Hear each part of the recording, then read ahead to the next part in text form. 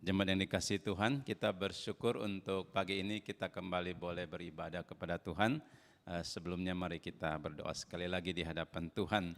Kami mengucapkan syukur Tuhan untuk satu hari yang berbahagia yang Tuhan sudah berikan kepada kami datang di hadirat-Mu. Tenangkan hati dan pikiran kami supaya kami boleh mempersembahkan kemuliaan hanya untuk Tuhan dan juga mempersiapkan hati kami untuk menerima pemberitaan firman. Sucikan, kuduskan ruangan ini, hati kami dan juga layakkan hamba-Mu di dalam segala kelemahan, kekurangan, boleh menjadi berkat di tengah-tengah jemaat Tuhan. Dengarlah berkati doa kami, dalam nama Tuhan Yesus kami berdoa. Amin. Sekali lagi saya bersyukur kepada Tuhan, boleh bertemu dengan Bapak Ibu, juga dengan Pak Hendi, Ibu Susan dan semua jemaat di GKY VTI, ya biarlah Tuhan terus memberkati kita. So sekalian tema kita seperti yang sudah kita lihat di atas, yaitu sikap hidup orang Kristen di akhir zaman. Mari kita bersama-sama membuka dari firman Tuhan. So sekalian yang kita bersama-sama akan lihat dari 1 Petrus. Mari kita bersama-sama membuka firman Tuhan dari 1 Petrus pasal yang keempat ayat yang ke-7 ya sampai ayat yang ke-11. Saya akan bacakan untuk kita sekalian. Dari 1 Petrus pasal yang keempat ayat 7 sampai ayat yang ke-11. Demikian bunyi firman Tuhan. Kesudahan segala sesuatu sudah dekat. Karena itu kuasailah dirimu dan jadilah tenang supaya kamu dapat berdoa. Tetapi yang terutama, kasihilah sungguh-sungguh seorang akan yang lain. Sebab kasih menutupi banyak sekali dosa. Berilah tumpangan seorang akan yang lain dengan tidak bersungut-sungut. Layanilah seorang akan yang lain sesuai dengan karunia yang telah diperoleh tiap-tiap orang sebagai pengurus yang baik dari kasih karunia Allah. Jika ada orang berbicara, baiklah ia berbicara sebagai orang yang menyampaikan firman Allah. Jika ada orang yang melayani, baiklah ia melakukan dengan kekuatan yang dianugerahkan Allah supaya Allah dimuliakan dalam segala sesuatu. Karena Yesus Kristus ialah yang mempunyai kemuliaan dan kuasa sampai selama-lamanya. Amin. Sekalian, di dalam ayat yang ke-7a dikatakan bahwa segala kesudahan, segala sesuatu sudah dekat. Ini menyatakan satu zaman akhir Yesus Kristus sudah mau datang di dalam waktu yang dekat. Dikatakan segala sesuatu sudah dekat, yang menunjukkan kepada kondisi akhir zaman. Sekalian, sesungguhnya kondisi akhir zaman adalah kondisi yang bagaimana? Kalau kita melihat Matius 24, dikatakan ada nabi-nabi palsu yang akan muncul. Ada peperangan, ada kelaparan, gempa bumi di berbagai-bagai tempat. Sekalian, kemudian orang Kristen akan menghadapi penganiayaan, sebagian bahkan disiksa, sebagian dibunuh, dan juga ada orang-orang yang murtad dan juga saling membenci. Dan dikatakan pada waktu itu kasih satu akan yang lain akan menjadi dingin, kasih akan menjadi hambar, kasih yang sungguh-sungguh akan sulit didapati di antara kehidupan sesama. Kemudian di dalam 2 Timotius, mari kita melihat bagaimana Rasul Paulus memberitahukan kepada kita tentang kondisi keadaan akhir zaman. 2 Timotius pasal yang ketiga, ayat 1 sampai ayat ke-5. Sekalian, di sana dikatakan kepada kita 2 Timotius ya, pasal 3 ayat 1 sampai 5. Keadaan manusia pada akhir zaman, ini adalah tulisan Rasul Paulus kepada Timotius. Ketahuilah bahwa pada hari-hari terakhir akan datang masa yang sukar. Dikatakan hari-hari terakhir akan ada masa yang sukar. Manusia akan mencintai dirinya sendiri dan menjadi hamba uang. Mereka akan membual dan menyombongkan diri. Mereka akan menjadi pemfitnah. Mereka akan berontak terhadap orang tua dan tidak tahu berterima kasih, tidak mempedulikan agama, tidak tahu mengasihi, tidak mau berdamai, suka menjelekkan orang, tidak dapat mengekang diri, garang, tidak suka yang baik, suka mengkhianat, tidak berpikir panjang, berlagak tahu, lebih menuruti hawa nafsu daripada menuruti Allah. Secara lahiriah mereka menjalankan ibadah mereka, tetapi pada hakikatnya mereka memungkiri kekuatannya. Jauhilah mereka itu.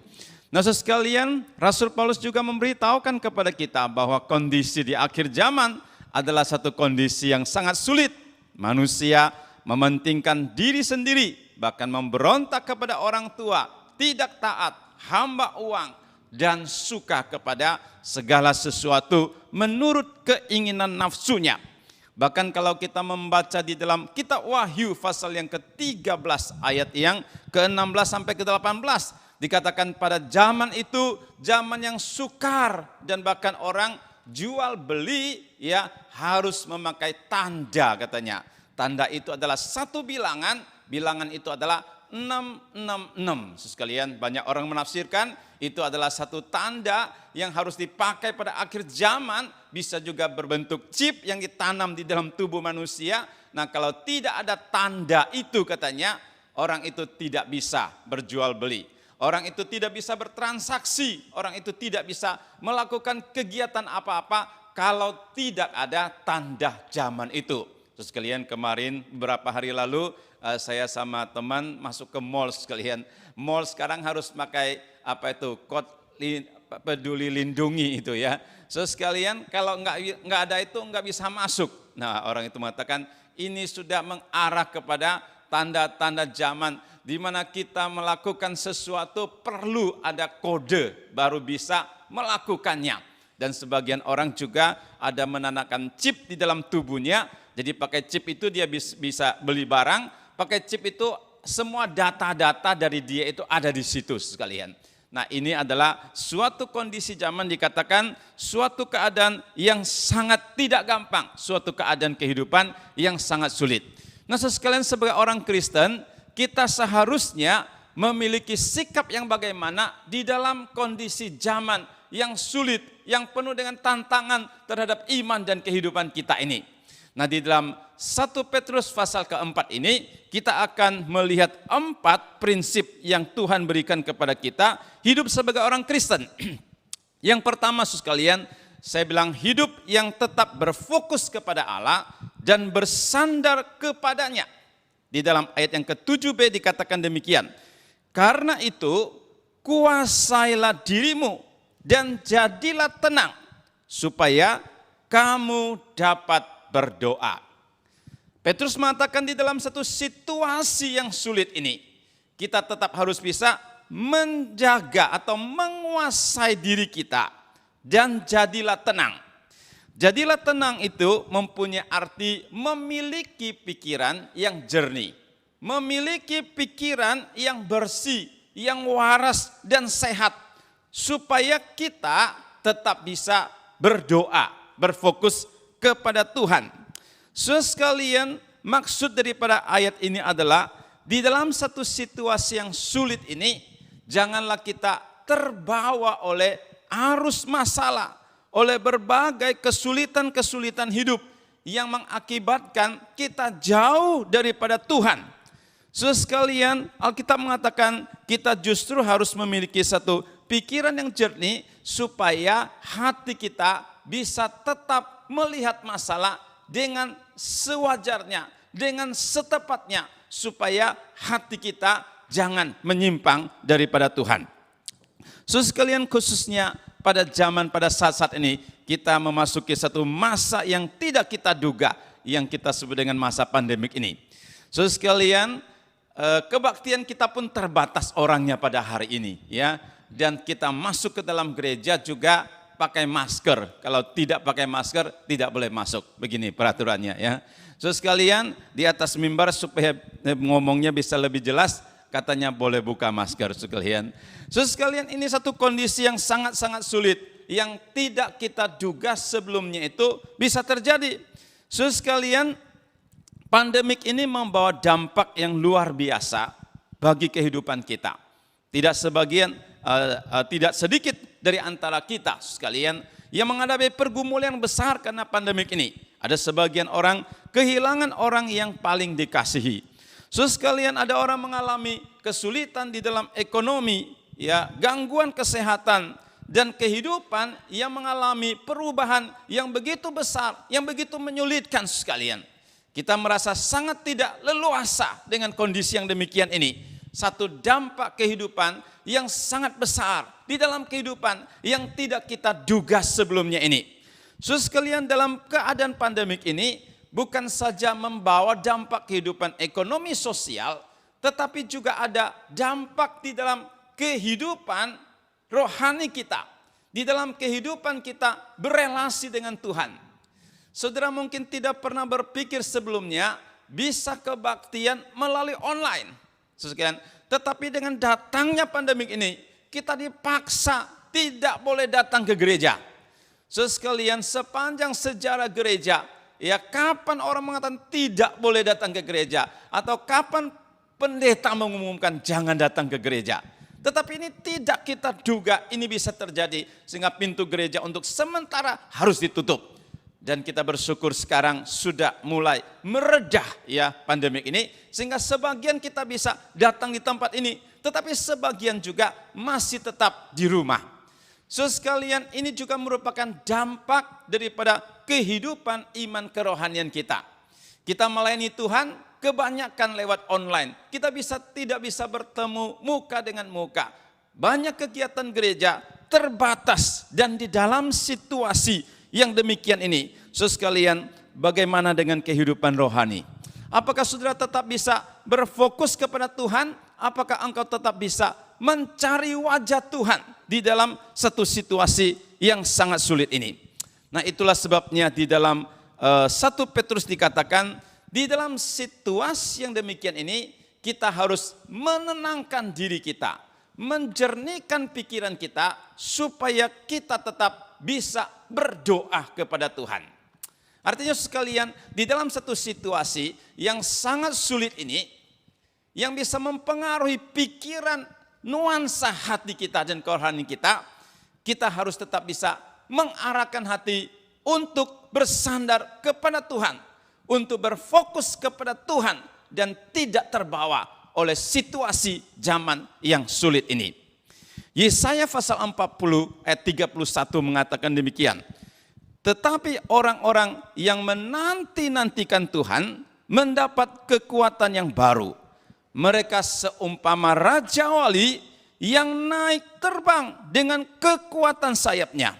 Mereka berlari tidak menjadi lesu. Mereka berjalan tidak menjadi lelah. Di dalam Yesaya mengatakan ada orang yang berlari dengan begitu rupa, berjalan begitu jauh. Di dalam kesulitan tantangan hidup yang melelahkan ini, waktu hati kita benar-benar menantikan Tuhan, berfokus kepada Tuhan, kita akan mendapatkan kekuatan yang baru dari Tuhan. Bapak-Ibu sekalian, bagaimana dengan kehidupan saudara pada hari ini? Mungkin ada beban yang berat dengan kondisi pandemik, dengan situasi zaman yang demikian. Mungkin mengalami pergumulan di dalam masalah ekonomi, mengalami masalah di dalam keluarga yang membuat kita letih, yang membuat iman kita menjadi lemah, yang menjadikan hati kita tidak bisa berfokus, tidak bisa berdoa, tidak bisa menyembah Tuhan. Bisa saja terjadi karena situasi yang sulit ini. Justru di dalam keadaan demikian, Alkitab mengatakan, mari kita mengarahkan hati kita. Sekalipun di dalam kesulitan, Tuhan adalah kekuatan di tengah-tengah kesulitan kita untuk melewati masa-masa yang demikian ini. Saudara sekalian, sebelum Perang Dunia Kedua, saudara sekalian, ada seorang wali kota di kota Hiroshima. Dan dia mempunyai seorang anak putri sekalian. Waktu anak putrinya pelan-pelan menjadi besar, menjadi remaja, satu hari si anak putri ini mendengar tentang berita firman Tuhan, Injil Tuhan yang disampaikan oleh seorang misioneri ke negara Jepang. Dan kemudian dia menjadi percaya Tuhan, si anak putri ini. So sekalian kita tahu dikatakan Jepang itu negara 1000 dewa, begitu banyak dewa. Dan orang Jepang yang percaya kepada Tuhan itu tidak lebih dari 2% sepanjang sejarah. Jadi orang Jepang percaya Tuhan itu sulit dan kecil sekali. Tetapi ini anak putri itu dia percaya kepada Tuhan karena pemberitaan firman Tuhan itu. So sekalian, kemudian dia menjadi seorang Kristen yang sungguh-sungguh saleh mencari Tuhan. Sampai dia bertemu menjadi di dalam usia pemuda, ya. Dan pada saat dia memasuki usia pemuda sekalian, kemudian papanya menentukan. Nah, waktu itu papa yang menentukan dia harus menikah dengan seorang laki-laki yang ditentukan oleh papanya. Sekalipun itu bukan pilihannya, tetapi dia tidak bisa melawan. Nah, sekalian, orang bilang zaman terus berubah. Dulu ya pasangan anak itu bisa ditentukan oleh orang tua. Tetapi sekarang orang tua tidak boleh campur tangan. Ya, anak yang menentukan. So sekalian dia terpaksa menikah dengan si laki-laki itu tersebut. Nah, sekalian setelah menikah dengan si laki-laki itu dan dia melahirkan 3 anak putri. 1, 2, 3, 3 anak lahir. Setelah 3 anak lahir sekalian terjadi perang dunia kedua. Pada waktu perang dunia kedua sekalian suaminya ikut di dalam peperangan membela negara dan kemudian dia mati di medan peperangan. So sekalian waktu dia mati di medan peperangan, nah si anak putri daripada sang wali kota ini sekarang dia harus menjadi seorang janda dan harus membesarkan 3 anak. Dan waktu itu kondisi ekonomi Jepang sangat sulit, menurun dan pekerjaan pun begitu berat. Jadi sekalian orang bilang jatuh ditimpa tangga, satu kesulitan demi satu kesulitan yang melanda menimpa kehidupannya. Pada satu hari sekalian si putri dari wali kota ini dia sedang berada di dalam satu kereta api. Dia merasa beban hidupnya begitu berat dan dia tidak sanggup untuk mengatasinya. Sekalian, dia ingin melompat keluar daripada kereta api itu dan ingin menghabiskan nyawanya saja.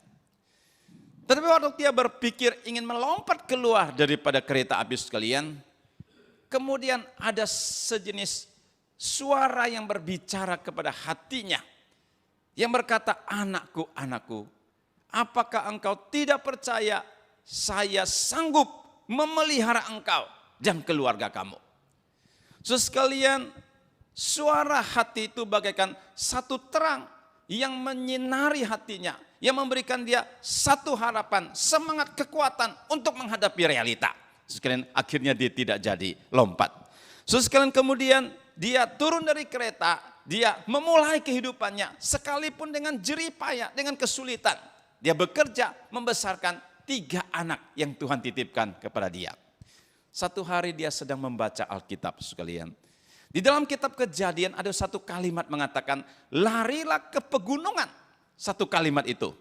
So sekalian sekalipun dia tidak tahu kenapa harus lari ke pegunungan. Dan dia tidak sebenarnya memperhatikan ayat itu. Tetapi sekalian kalimat itu dengan sangat jelas berbicara kepada hatinya. Larilah ke pegunungan. So sekalian dia ingin menekan suara ayat itu di dalam hatinya. Tetapi tidak bisa, semakin hari berbicara semakin keras. Sekalian, kemudian satu hari dia berkata kepada pimpinannya, dia bilang, Pak, saya mau mengundurkan diri dari pekerjaan ini. Lalu itu majikannya berkata, kenapa kamu harus meninggalkan ya pekerjaanmu? Bukankah kamu bekerja cukup baik? Apakah salary kamu kurang? Akan saya tambahkan. Dia bilang enggak. Lalu kemudian si majikan itu bilang, kamu mau pergi kemana? Dia bilang mau lari ke pegunungan. Si majikan juga bingung, kenapa lari ke pegunungan? Dia jelaskan karena dia membaca Alkitab demikian. Karena majikannya tidak bisa menahan dia, akhirnya majikan melepaskan dia juga. Sekarang dia bawa 3 anaknya pergi ke pegunungan. Dan setelah di sana 2 minggu kemudian, maka datanglah pesawat Amerika membom kota Hiroshima itu. So sekalian hancur kota Hiroshima itu dan selesai juga perang dunia kedua waktu itu. Sekalian setelah itu dia baru turun daripada pegunungan dan kemudian dia membesarkan 3 anaknya di dalam satu kehidupan yang baru. Dan setelah 3 anaknya dibesarkan di kemudian hari, dikatakan 3 anaknya itu kemudian menjadi 3 misionari yang diutus oleh Tuhan ke berbagai tempat di dalam pelayanan dan memberitakan Injil. Sekalian setelah semua peristiwa ini terjadi sekalian, lalu dia mengatakan, saya baru mengetahui sekalipun saya harus melewati jalan yang sulit, ya, kehidupan yang begitu berat, tetapi waktu saya memandang kepada Tuhan, Dia berikan kekuatan kepada saya untuk bisa melewatinya, bahkan masuk ke dalam satu kehendak rencana Tuhan yang sangat indah. Sekalian, sekalipun mungkin di dalam masa ini ada di antara kita yang menghadapi tekanan-tekanan hidup yang begitu berat. Nah, Alkitab mengatakan, biarlah kita tetap bisa berfokus kepada Tuhan, bersandar kepada Dia, mencari Dia di dalam tantangan kehidupan ini, dan Dia akan memberikan kekuatan kepada kita. Hal yang kedua sekalian, Alkitab tadi mengatakan, hiduplah dalam kasih yang sungguh-sungguh. Di dalam ayat ke-8 dikatakan, tetapi yang terutama, kasihilah sungguh-sungguh seorang akan yang lain, sebab kasih itu menutupi banyak sekali dosa. Di dalam akhir zaman, Alkitab tadi mengatakan, biarlah kita tetap memiliki kasih yang sungguh-sungguh. Biarlah kita tetap bisa mengasihi satu dengan yang lain dengan kasih yang sungguh-sungguh. Karena kasih yang demikian bisa menutupi banyak sekali dosa. Kasih yang sungguh-sungguh itu adalah kasih Tuhan. Kasih yang sungguh-sungguh itu adalah kasih agape. Kasih yang sungguh-sungguh itu adalah kasih yang dikatakan walaupun kita tidak baik, walaupun kita melawan, walaupun kita memberontak kepada Tuhan, tetapi Tuhan tetap mengasihi kita, tetap mengampuni, menerima kita kembali. Seperti di dalam Lukas pasal yang ke-15 tentang anak yang hilang sekalian. Anak itu tidak taat kepada orang tua, menghabiskan harta dan memfoya-foyakan segala harta papa di tempat-tempat yang tidak pantas. Sekalian, setelah dia tidak sanggup melakukan apa-apa, uangnya juga habis. Deposito di BCA juga enggak ada, ya, di Maybank juga enggak ada lagi, semuanya enggak ada sekalian. Dengan penuh kelemahan, mungkin juga belum mandi, pakainya kotor, dia pulang ke rumah papanya. Sekalian, kemudian papanya tetap menerima dia, merangkul dia dengan satu kelapangan hati, dengan satu sukacita yang sangat amat luar biasa. Sekalian, ini adalah kasih yang sungguh-sungguh. Kasih agape, kasih yang rela mengampuni. Sehingga sekalian, orang bisa terlepas daripada segala perbuatan-perbuatan kejahatan dan dosa. Sekalian, kasih yang sungguh-sungguh ini adalah kasih yang rela mengampuni, yang tidak menyimpan dendam di dalam hati, yang tidak membalas kejahatan dengan kejahatan, sehingga dapat menghindarkan banyak orang dari perbuatan-perbuatan dosa. Sekalian, kalau di dalam relasi kita satu dengan yang lain, tidak ada kasih yang sungguh-sungguh ini, tidak ada kasih yang rela mengampuni, menerima pihak dengan yang lain, tetapi sebaliknya menyimpan kebencian, kemarahan, dan kebencian kemarahan ini yang akan menimbulkan dosa, yang akan menimbulkan berbagai perbuatan jahat, baik di dalam diri kita maupun kita memperlakukan kepada orang lain, dan itu disebut dengan melakukan segala dosa. Tetapi kalau ada kasih yang menutupi akan kesalahan, mau saling mengampuni, itu artinya kita sanggup mencegah sehingga hati kita, pikiran kita, perbuatan kita tidak jatuh ke dalam dosa, tidak membuat pertengkaran satu dengan yang lain, sehingga masalah menjadi semakin rumit dan juga perkara menjadi semakin besar karena banyak sekali pelanggaran dan dosa. Sekalian, di tengah-tengah kehidupan yang sulit dan di dalam kehidupan yang berat ini, Alkitab tetap mengajarkan kepada kita menaruh kasih yang sungguh-sungguh, yang sanggup mengampuni, yang sanggup menutupi berbagai kesalahan dosa di antara satu dengan yang lain. Mungkin dalam kehidupan berkeluarga, bergereja, ataupun bermasyarakat. Di situ kita membutuhkan kasih yang demikian. Sekalian, ada satu kesaksian, satu keluarga sekalian. Dikatakan mereka sudah menikah 11 tahun. Tetapi selama 11 tahun mereka tidak menikmati kebahagiaan hidup keluarga yang sesungguhnya.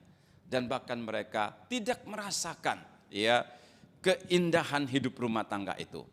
Tetapi sebaliknya yang ada adalah keributan, pertengkaran setiap hari. Katanya suaminya begitu emosional sekalian. Setiap hari bisa marah-marah di rumah. Masalah kecil bisa menjadi masalah besar, bisa ribut sepanjang hari. Sehingga istrinya itu merasa beban berat sekali di dalam hidup keluarga ini. Sepanjang 11 tahun dia sungguh tidak merasakan ketenangan. Bahkan setiap bulan, sekalian, badannya menjadi tidak enak. Ada rasa sakit di perut yang luar biasa karena tekanan daripada batin itu. Pada satu kali dia mengikuti satu retreat sekalian. Retreat itu mengatakan tentang kasih yang mengampuni. Kasih yang sungguh-sungguh. Kasih yang bisa menerima satu dengan yang lain. Seperti Tuhan mengatakan, hendaklah engkau mengasihi 70 kali 7. Suatu pengampunan yang sempurna. Suatu pengampunan yang tuntas. 70 kali 7. Angka 7 itu adalah angka sempurna. 70 kali 7 itu 490 kali. Artinya sekalipun orang berulang-ulang kali melakukan kesalahan, kita juga harus bersedia untuk mengampuni dengan kasih yang sungguh-sungguh ini. Setelah dia mendengar semua khotbah itu sekalian, dia sangat mengerti tentang isi khotbah itu. Tetapi dia tidak sanggup melakukannya. Karena waktu dia berpikir tentang suaminya, berpikir tentang ketegangan di dalam kehidupan rumah tangganya, sekalian, dia tidak bisa menerima dan tidak sanggup melakukan akan kebenaran firman Tuhan ini. Akhirnya setelah selesai kebaktian itu sekalian, dia tidak bisa keluar dari ruangan itu. Walaupun semua orang sudah pergi, dia sendiri duduk di sana sambil menangis. Lalu kemudian seorang konselor di dalam retreat itu datang menemani dia dan bertanya, kenapa ibu tidak keluar? Apa yang menjadi pergumulan di dalam hati ibu? Sekalian, dan orang itu pun menceritakan tentang pergumulan keluarga yang begitu sulit. Dia mengatakan, saya mengerti isi khotbah ini, tetapi saya tidak sanggup melakukannya. Kasih yang bisa mengampuni, kasih yang sungguh-sungguh ini terlalu sulit bagi saya untuk melakukannya. Sekian si konselor yang ada di samping dia, setelah mendengar pergumulan ini, dia berkata juga demikian. Kalau saya seperti kamu, mungkin juga saya tidak sanggup melakukan atau mengampuni orang yang selalu menyakiti kita itu. Tetapi dia katakan, tetapi ini adalah firman Tuhan. Di dalam firman Tuhan ada kekuatan, ada kasih yang memampukan kita. Kalau Tuhan sudah memberi katakan kita tentang kasih yang sanggup mengampuni, dia juga akan memberikan kekuatan kepada kita. Sekalian, kemudian si konselor itu bilang, saya berdoa untuk kamu. Supaya Tuhan kasih kekuatan kamu untuk melakukan kasih yang sungguh-sungguh untuk mengampuni. Supaya rumah tangga kamu dipulihkan. Dia mengatakan iya. Lalu kemudian didoakan. Setelah didoakan, dia bilang kamu pulang ke rumah. Kamu mulai merubah dirimu sendiri dengan satu sikap yang ramah kepada suamimu. Dan itu adalah awal daripada satu perubahan. Dia pulang ke rumahnya. Sekalian, dia melakukan tugas dengan segenap hati, dengan sikap yang ramah, ya, melayani suaminya di dalam segala hal. Sekalian, setelah suaminya melihat perubahan istrinya yang luar biasa, dia juga kaget. Satu hari dia bertanya, kenapa engkau bisa berubah demikian? Lalu dia menceritakan tentang kasih yang sungguh-sungguh, kasih yang mau mengampuni, kasih yang mau menerima satu dengan yang lain.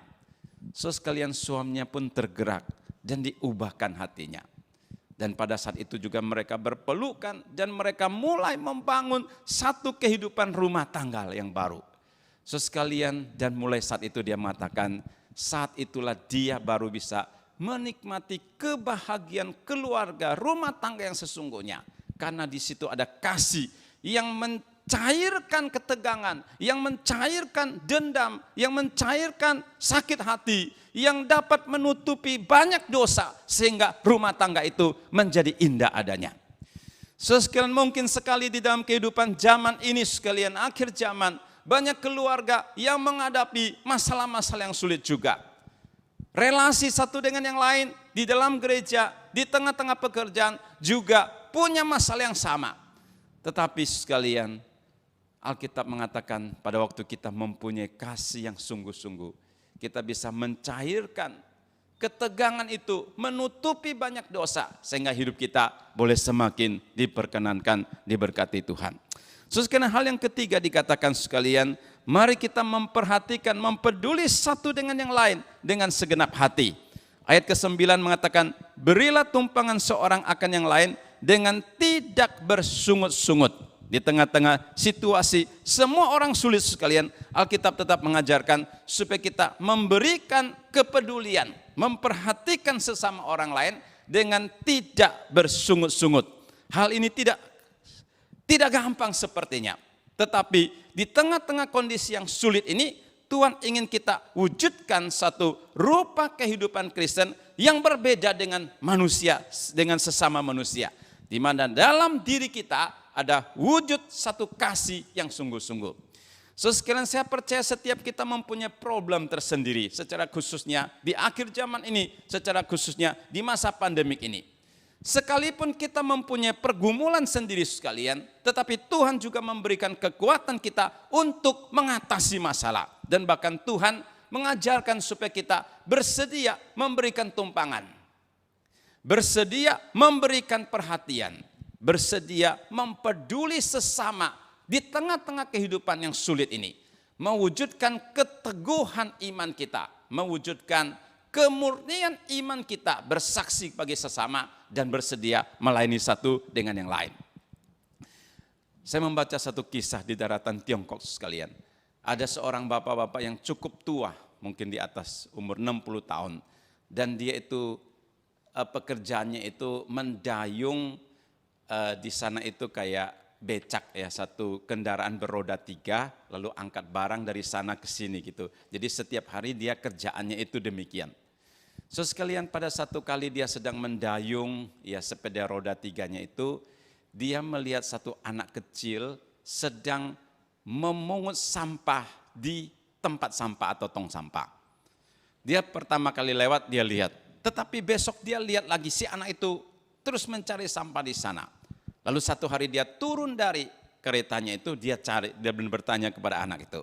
Dia bilang, kamu cari apa di sini? Karena 1 hari, 2 hari, 3 hari saya melihat kamu terus mencari sesuatu di sini. Lalu si anak itu mengatakan kepada si bapak itu, dia bilang, Pak, saya cari makanan-makanan yang tersisa. Bungkusan-bungkusan makanan yang dibuang di situ saya ambil, kumpulkan satu demi satu, dan dalam satu kantong plastik dikumpulkan semua, saya bawa pulang katanya. Kamu bawa pulang untuk apa?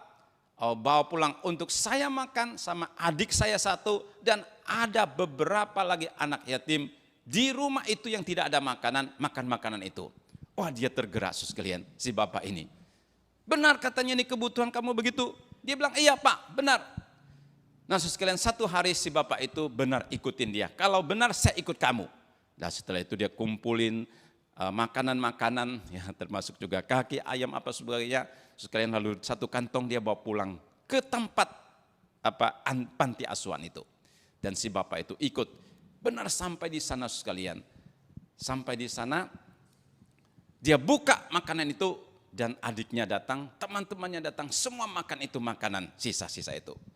Sekalian, kemudian hati daripada si bapak itu sungguh-sungguh tergerak melihat ada orang yang mempunyai kebutuhan demikian. Sekalian, kemudian setiap hari kemudian bapak itu dia bekerja keras, sekalipun dia susah, pendapatnya tidak banyak, tetapi dia sisihkan sebagian uang untuk membantu anak-anak miskin ini. Sekalian, setelah sekian lama dia membantu sebagian daripada anak-anak yang yatim ini sekalian, mereka sungguh-sungguh merasakan kehadiran Bapak ini benar-benar berbeda. membawa suatu dampak kasih yang begitu mereka bisa rasakan kepedulian daripada si bapak itu. Saudara sekalian, kemudian anak-anak yatim itu menyebut mereka sebagai bapak angkat mereka yang peduli mereka. Sekalipun bapak ini bukan orang kaya, tetapi dia tetap mengulurkan tangan kasihnya untuk peduli satu dengan yang lain. Saudara sekalian, ini artinya memberikan tumpangan bagi satu dengan yang lain. Sekalipun hidup kita tidak gampang, tetapi kita tahu di balik daripada situasi yang demikian ini, Allah ingin memakai kita untuk menyatakan kasih-Nya, untuk menjadikan kita berkat satu dengan yang lain. Dan poin yang terakhir sekalian, gunakan setiap kesempatan untuk melayani Tuhan di akhir zaman ini. Di dalam ayat yang ke-10 mengatakan, layanilah seorang akan yang lain sesuai dengan karunia yang diperoleh tiap-tiap orang sebagai pengurus yang baik dari kasih karunia Allah. Di zaman akhir ini kita harus menangkap juga setiap kesempatan untuk melayani Tuhan dan melayani sesama. Karena waktu melayani itu pun tidak banyak lagi. Sekalian ada orang mengatakan setiap orang Kristen diberikan karunia. Setiap orang Kristen diberikan kemampuan untuk melayani Tuhan. Dan kita harus menggunakan karunia yang Tuhan berikan itu untuk melayani Tuhan. Sekalian pada waktu kita menggunakan karunia untuk melayani Tuhan ada dua fungsi yang baik. Satu, karunia kita semakin pakai untuk melayani Tuhan, karunia itu menjadi semakin sempurna, menjadi semakin baik. Waktu saya di saat sekalian ada seorang teman saya, dia sulit sekali menyanyi. Sulit sekali menyanyi artinya dia tidak bisa menyanyi dengan baik sekalian.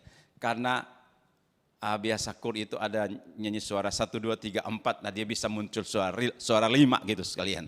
Dan kadang-kadang orang sudah selesai nyanyi, dia masih ada buntutnya yang belum selesai. Nggak tahu gimana selesainya. Jadi sekalian dia seorang yang susah menyanyi. Tetapi setelah selesai dari sekolah saat sekalian dari sekolah teologi, dia diutus ke satu gereja. Dan di gereja itu hanya dia sendiri hamba Tuhan. Dan dia harus menangani semua itu termasuk besuk, khotbah apa sebagainya. Dan ada satu masalah yang sulit adalah dia harus memimpin paduan suara juga. Karena tidak ada yang memimpin. Nah sekarang dia bilang kalau besuk apa sebagainya masih oke dia bisa lakukan. Tapi pimpin paduan suara ini susah gimana? Dia perlu dipimpin, gimana pimpin orang. Sekalian tetapi harus dilakukan. Dan kemudian dia belajar katanya. Dia belajar sekalian. Sekalipun sulit tetapi dia belajar, akhirnya pelan-pelan menjadi lebih baik, menjadi lebih baik. Satu hari dia memimpin satu kebaktian, ya dengan memimpin pujian maksudnya sekalian. Lalu kemudian di bawahnya ada seorang dosen yang melihat dia, kaget. Dia bilang, dulu kamu susah menyanyi, kenapa kamu sekarang bisa menyanyi dengan baik? Dia bilang, ceritakan pengalamannya, sekalipun sulit, tapi dia belajar, dia melatih diri, menjadi lebih baik, menjadi lebih baik. Sekalian setiap kita diberikan karunia oleh Tuhan. Tetapi kita harus menggunakannya. Dan kalau tidak menggunakannya, karunia itu menjadi mati dan tidak hidup berfungsi di dalam hidup kita. Sekalian kalau kita melayani dengan karunia yang Tuhan berikan, dan Tuhan itu akan menambahkan kesempatan, kekuatan karunia bagi kita untuk melayani. Seperti Tuhan memberikan kepercayaan kepada hamba-hamba yang ada dapat 1 talenta, 2 talenta, dan 5 talenta. Ya. Dan kemudian pada waktu tuannya pulang, dikatakan dia mengadakan perhitungan. Yang dapat 5 dan 2 talenta itu bilang, saya sudah mendapat keuntungan 5 dan 2 talenta. Sehingga menjadi 2 kali lipat, 5 menjadi 10, dan kemudian 2 menjadi 4. Tetapi yang satu itu mengatakan, Tuhan ini orang yang kejam. Apa yang engkau kasih kepada saya, tidak saya pergunakan. Saya simpan di tanah, ini kembalikan kepada kamu. Dan dia berkata, kamu hamba yang jahat dan malas. Jahat dan malas. Ya. Jahat itu menunjukkan karakternya. Malas itu menunjukkan tingkah laku kehidupannya. Apa yang ada pada kamu ambil. Dan berikan kepada orang yang mempunyai. Sehingga orang mempunyai bisa berkelimpahan. Tetapi orang yang tidak punya apapun yang ada daripadanya akan diambil. Sekarang ini satu prinsip pelayanan, juga satu prinsip kepercayaan Tuhan kepada kita. Pada waktu kita benar-benar sungguh-sungguh melayani dengan kekuatan yang Tuhan berikan kepada kita, maka Tuhan akan mempercayakan lebih banyak, memberikan kesempatan lebih banyak kepada kita untuk bisa melayani Tuhan. Tetapi waktu kita tidak bersedia, tidak ingin melayani Tuhan, ya tidak menaati akan perintah Tuhan, Nah Tuhan bilang, apapun yang ada padanya itu akan diambil kembali karena tidak difungsikan di dalam pelayanan pekerjaan Tuhan. Bapak sekalian, Tuhan menempatkan kita di dalam keluarga kita untuk melayani keluarga. Tuhan menempatkan kita di dalam gereja ini untuk bisa saling melayani satu dengan yang lain.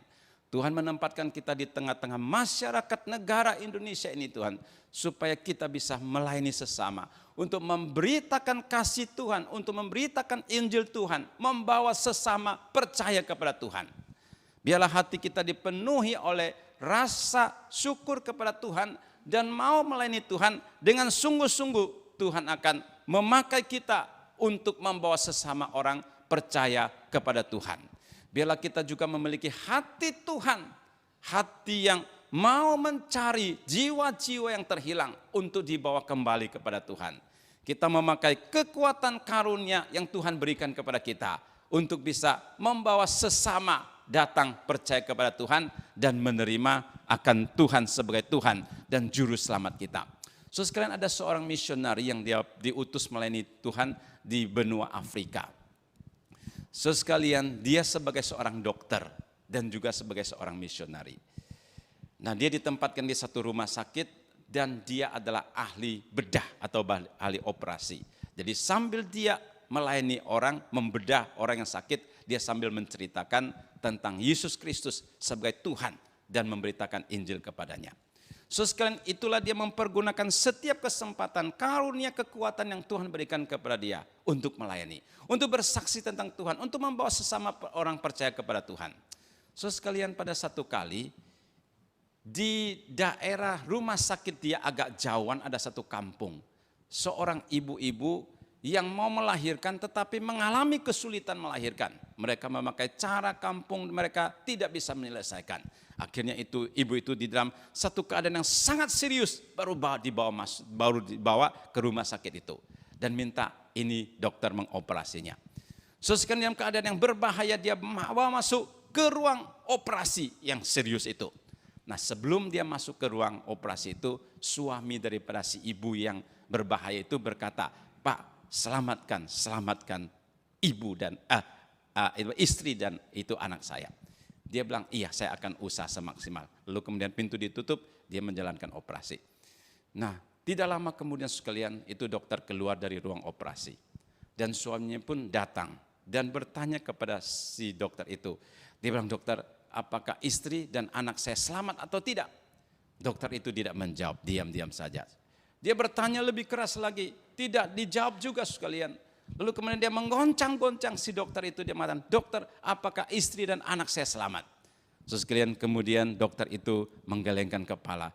Dia mengatakan, "Sudah terlambat, tidak sanggup lagi saya menolong dia." Dan sekian waktu si suami mendengar istri dan anaknya tidak tertolong, dia pun hancur hatinya. Dia menangis dengan sangat keras dan menggoncang-goncang si dokter itu, minta tolong. Dokter itu bilang nggak bisa, nggak sanggup lagi. Nah sekalian, tidak lama kemudian si dokter itu pun menangis dengan sangat sedih. Lalu kemudian wartawan datang bertanya, dia bilang, "Dok, kenapa kamu menangis begitu sedih? Kalau suami itu menangis kita tahu karena istri dan anaknya hilang. Tetapi kamu kenapa menangis?" Nah kemudian dokter itu mengatakan, "Iya, saya menangis. Karena saya melihat ibu ini bukan saja menderita di dunia ini, tetapi di akhirat dia akan mengalami penderitaan yang jauh lebih besar, yang jauh lebih serius. Dan bukan saja ibu ini, masih banyak orang di daerah ini, di kampung ini, di negara ini yang hidup di luar Tuhan, yang tidak mendapatkan keselamatan. Dan untuk mereka dia menangis." So sekalian dikatakan hati misionari ini adalah hati Tuhan. Dia punya kepekaan melihat kebutuhan sesama manusia. Dia ingin membawa sesama datang kepada Tuhan, percaya kepada Tuhan. Itu adalah hati seorang hamba Tuhan. Hati seorang misionari. Hati yang memiliki kepekaan akan hati Tuhan untuk melayani satu dengan yang lain. Di akhir zaman ini sekalian, kita juga mohon Tuhan memberikan kepekaan hati kepada kita untuk melayani Tuhan dan melayani sesama. Baik di dalam memberitakan Injil kepada mereka yang belum percaya, maupun kepedulian kita kepada lingkungan dimanapun kita berada, supaya kita menjadi saksi bagi nama Tuhan. Pada hari ini kita berkomitmen di hadapan Tuhan. Tuhan mampukan saya, supaya di tengah-tengah kehidupan yang sulit ini, hati saya tetap bisa berfokus bersandar kepada Tuhan. Dan kita berkata, Tuhan mampukan saya untuk menghidupkan kasih yang sungguh-sungguh, yang sanggup mengampuni, yang sanggup menerima satu dengan yang lain. Mulai dalam keluarga saya, di tengah-tengah masyarakat, di tengah-tengah gereja, supaya di situ ada damai sejahtera dan kehadiran-Mu. Dan kita berdoa, Tuhan mampukan saya untuk melayani. Melayani sesama, melayani mereka yang terhilang, supaya membawa sesama kepada Tuhan. Sehingga kita boleh mengakhiri hidup kita dan panggilan Tuhan kepada kita dengan satu perjalanan yang diperkenankan Tuhan. Mari kita bersatu hati di dalam doa. Bapa di surga, pada saat ini kami datang di hadirat-Mu, di akhir zaman, di dalam kehidupan yang sulit ini, kami diingatkan oleh Tuhan dan kami dibimbing oleh firman Tuhan. Hidup kami tetap bersandar, berfokus kepada Engkau. Tuhan, kalau selama ini hati kami sudah terpengaruh oleh berbagai-bagai permasalahan kehidupan kami di dunia ini, biarlah Engkau mengarahkan, memulihkan hati kami untuk benar-benar berdoa, bersandar kepadamu. Demikian juga menghidupkan kasih yang sungguh-sungguh yang dapat membawa damai sejahtera bagi keluarga di mana kami berada, masyarakat di mana kami berada. Dan juga mampukan kami melayani, menyatakan kasih Tuhan di tengah-tengah kehidupan sesama yang membutuhkan. Berikan kekuatan kepada kami Tuhan, sekalipun kami begitu kecil, kami begitu lemah, tetapi di dalam kekuatan-Mu kami boleh hidup seturut dengan kehendak Tuhan. Dengar berkati doa kami. Dalam nama Tuhan Yesus kami berdoa. Amin.